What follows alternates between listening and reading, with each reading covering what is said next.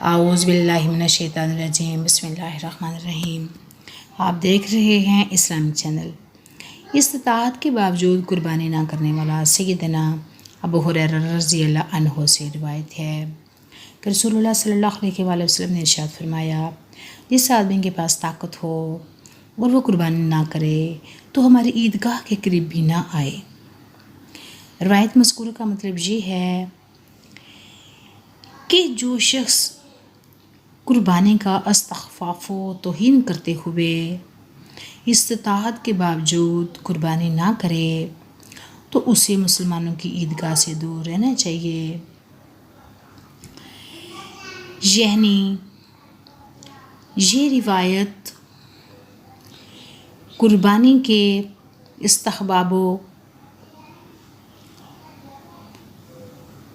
سنت، معمول اور منکرین حدیث کا روح ہے، منکرین حدیث کا رد ہے۔ یعنی یہ روایت قربانی کے استحباب و سنت پر معمول اور منکرین حدیث کا رد ہے۔ اگر ویڈیو اچھی لگے تو لائک کیجیے، شیئر کیجیے۔ السلام علیکم ورحمۃ اللہ وبرکاتہ۔ جزاک اللہ خیرہ۔